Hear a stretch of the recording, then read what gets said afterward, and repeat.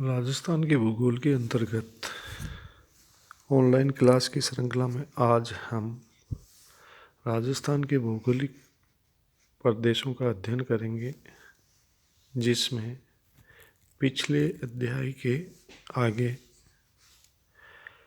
हम पढ़ेंगे, जिसमें चल रहा था अपना टॉपिक अर्ध शुष्क अथवा बांगर प्रदेश, जिसके दो भाग हमने पढ़ लिए थे। तीसरा भाग आता है नागौर की ऊंचे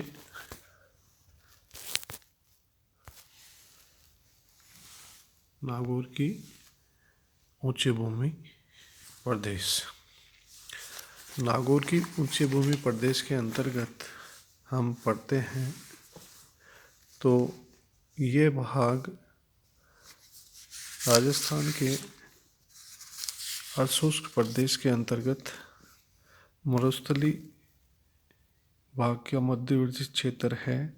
ये लूणी बेसिन के उत्तर में समुद्र तल से 300 से 500 मीटर की ऊंचाई पर स्थित है। इसकी उत्तरी सीमा शेखावटी का अंतःप्रवाही मैदान बनाता है। इस क्षेत्र का विस्तार नागौर जिले में है और यहाँ प्राय वालुका स्तूपों का अभाव पाया जाता है। ये प्रदेश अपने विषम स्थलाकृति, अंतर्वर्ती जलप्रवाह क्रम, नमकीन झीलें, प्राचीन चट्टानें और पहाड़ी धरातल के कारण विशिष्ट स्थान रखता है। यहाँ की स्थलीय मृदा सोडियम क्लोराइड व सोडियम सल्फेट युक्त पाई जाती है। इन झीलों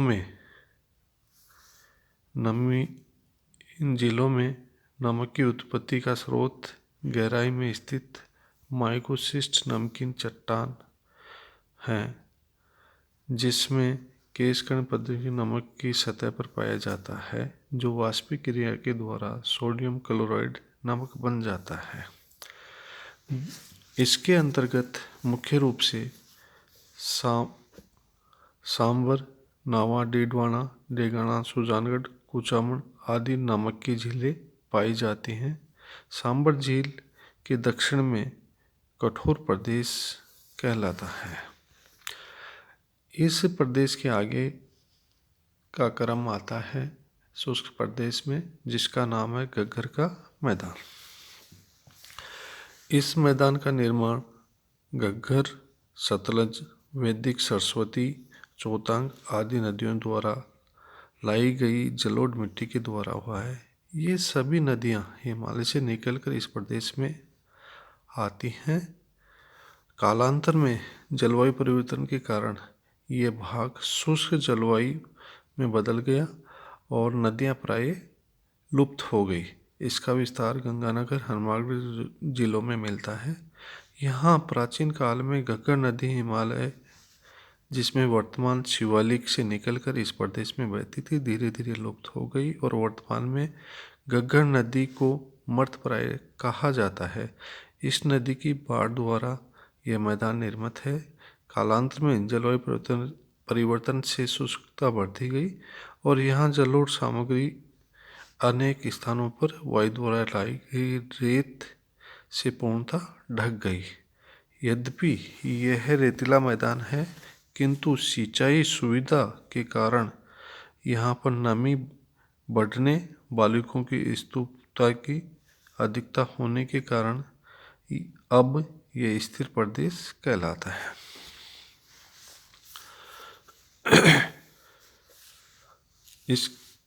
फिर आता है भौतिक भाग का दूसरा मुख्य भाग, जिसका नाम है अरावली पर्वत श्रेणी और पहाड़ी प्रदेश।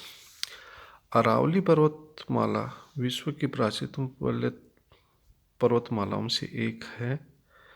इसकी तुलना अमेरिका के अपलेशियन पर्वत से की जा सकती है।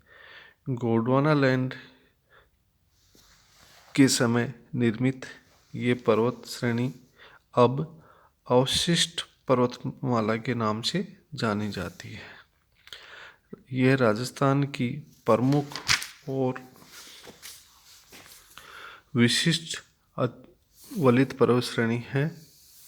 इसके अंतर्गत सिरोही, उदयपुर, राजसमंद, अजमेर, जयपुर, दौसा का भाग सम्मिलित है। राजस्थान में यह श्रृंखला 550 किलोमीटर की लंबी है, जो खेतड़ी से सिंगाना से खेड़ा, बर्मा, गुजरात तक फैली हुई है। इस पर्वत श्रृंखला की लंबाई दिल्ली से लेके गुजरात तक फैली हुई है और राजस्थान में ये 2 भागों में विभाजित करती है। अरावली पर्वत जयपुर और खेतड़ी के समीप अधिक सुस्पष्ट श्रृंखला के रूप में दृष्टिगत होते हैं, किंतु आगे दिल्ली के समीप चल के चित्राई रूप या कटे फटे रूप में मिलते हैं। राजस्थान की उत्तरी सीमा से अजमेर तक इसका महत्वपूर्ण विस्तार है, जिसमें कई चोटियां स्थित हैं, जैसे बबाई, खो, रघुनाथगढ़, तारागढ़ आदि। अजमेर से आगे दक्षिण पश्चिम में कई समानांतर श्रृंखलाएं हैं। मेरवाड़ के परे अरावली पहाड़ियों की चौड़ाई 50 किलोमीटर है, किंतु ऊंचाई अपेक्षाकृत कम हो गई है। डूंगरपुर और उदयपुर की ओर इनकी चौड़ाई बढ़ने लगती है। मुख्य श्रृंखला सिरोही में विस्तृत है, जहां राजस्थान का सर्वोच्च पर्वत गुरु शिखर के नाम से जाना जाता है, जिसकी ऊंचाई 1722 मीटर है। अन्य पर्वत शिखर में शेरगढ़ सिरोही में, जिसकी ऊंचाई 1597 मीटर, जरगा राजसमंद में, जिसकी ऊंचाई 1431 मीटर, अचलगढ़ सिरोही में, जिसकी ऊंचाई 1380 मीटर, कुंभलगढ़ राजसमंद में, जिसकी ऊंचाई 1224 मीटर और रघुनाथगढ़ शिखर, जिसकी ऊंचाई 1005 मीटर है। इसके अलावा प्रमुख चोटियां अलवर में खो, जिसकी ऊंचाई 920 मीटर, बहराज 752 मीटर, जयपुर में बैराट 704 मीटर, अजमेर में नागपाड़ 855 मीटर, अजमेर में ही तारागढ़ 870 मीटर और झुंझुनू में इसकी 780 मीटर की ऊंचाई आती है। इस पर्वत श्रृंखला में कई गैप या प्राकृतिक दर्रे हैं, जिन्हें यहाँ की लोकल भाषा में नाल कहते हैं, जिसमें देसूरी की नाल, केवड़ा की नाल आदि प्रमुख हैं। अरावली पर्वत की सर्वप्रथम विशेषता यह है कि इस महान भारतीय जल विभाजक का निर्माण करती है, अर्थात इसके पूर्वी दिशा का जल बंगाल की खाड़ी में और पश्चिमी दिशा का जल अरब सागर में गिरता है। अरावली श्रेणी तथा पहाड़ी प्रदेश के भौतिक स्वरूप को पुनः हम 4 भागों में बांट सकते हैं, जिसमें पहला भाग आता है हमारा उत्तरी पूर्वी अरावली प्रदेश। यह प्रदेश अलवर के अधिकांश भाग तथा जयपुर के उत्तरी पश्चिमी भाग में फैला है। इसके साथ ही सीकर, झुंझुनू में भी इसका प्रसार है। इस के उत्तरी भाग पर अरावली पर्वत श्रृंखला में शेखावटी की पहाड़ियाँ और तोरावटी की पहाड़ियाँ आती हैं। जयपुर और अलवर की पहाड़ियाँ भी इसके अंतर्गत आती हैं। इसके साथ ही सिंगाना और झुंझुनू जिले तक इसका विस्तार मिलता है। इसके अंतर्गत मुख्य रूप से बहरौच, जयपुर की बबाई, बैराट, खो, रघुनाथगढ़ आदि पर्वत श्रेणियाँ आती हैं। शेखावटी क्षेत्र में रघुनाथगढ़ और हर्ष पर्वत भी इसके अंतर्गत आते हैं। दूसरा भाग आता है अरावली पर्वत श्रृंखला का, जिसका नाम है मध्यवर्ती अरावली प्रदेश। मध्यवर्ती अरावली प्रदेश सिरोही जिले की उत्तरी सीमा से और राजसमंद से लेकर देवगढ़ तहसील और जयपुर टोंक जिले की पश्चिमी व पहाड़ियों तक फैला है। इस मध्यवर्ती अरावली प्रदेश को पुनः दो विभागों में विभाजित करते हैं, जिसमें पहला आता है शेखावटी की निम्न पहाड़ियाँ और दूसरा आता है मेरवाड़ की पहाड़ियाँ। शेखावटी की निम्न पहाड़ियों के अंतर्गत बालू पहाड़ियाँ और निम्न गर्त पाए जाते हैं जो अंतः प्रवाह क्षेत्र होते हैं। इसमें नारगढ़, पुराना घाट आदि प्रमुख पर्वत श्रेणी आती है। दूसरा भाग जो मेरवाड़ की पहाड़ियाँ थी, उसका मेरवाड़ मैदान के नाम से ऊंचे पठार से अलग करती है। ये टाटगढ़ अजमेर को अन्य समयपूर्ति भागों के समानांतर होने के कारण अलग दिखाई पड़ती है। इन पहाड़ियों के मध्य में दर्रे पाए जाते हैं, जिनमें बर, शामली घाट, कामली घाट, गोरम घाट आदि प्रमुख हैं। तीसरा अरावली श्रृंखला का भाग है, उसका नाम है मेवाड़ की पहाड़ियाँ अथवा भोराट का पठार। ये क्षेत्र अरावली श्रेणियाँ